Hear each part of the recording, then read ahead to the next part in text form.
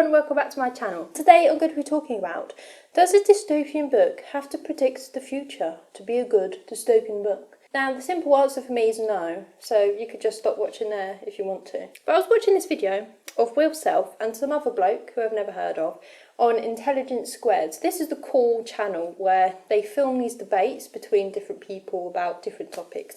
And one of them is which is better, 1984 or Brave New World? And Will Self said Brave New World. And to be honest, if he thinks that's better, then I don't think I'm going to read any of his books. Basically, Will Self's argument is that Brave New World is much better than 1984 because it predicts so many different things. In Brave New World, for example, there is this big focus on getting those dopamine hits. So, getting that happiness. You know, yeah, we do that nowadays, don't we, with social media, and we see a notification and the dopamine rushes through us, which is cool, yeah, okay, I'll give you that. But at the same time, so what? I don't care. And another thing, there's a big divide in Brave New World with, like, I want to say this in the right way, so with kind of a Western developed country versus a country that isn't in the West, that isn't as well developed. There seems to be a big divide, doesn't there? There's a big divide in the world today, and Aldous Huxley saw that as well. Okay, cool. But at the same time, yeah, I don't care. And Will Self says that, oh, Aldous Huxley predicted all these things that are going to happen. That means Brave New World is better. I don't think that's the thing, though, because Brave New World, if you have read it, you will know that it is very boring. The first 2/3, okay, quite interesting. The concept, yes, quite interesting.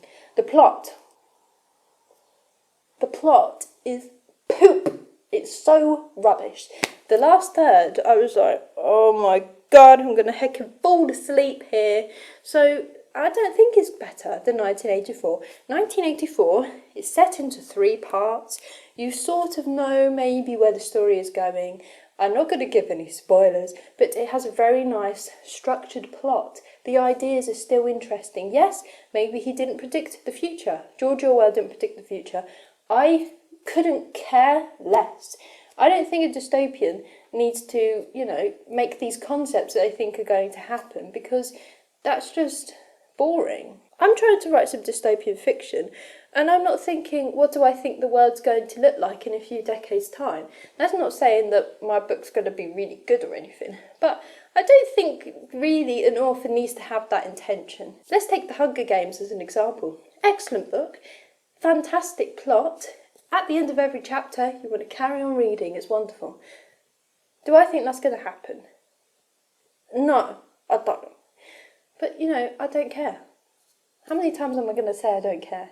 It's a great dystopian book, and that's not going to happen in real life. That's okay.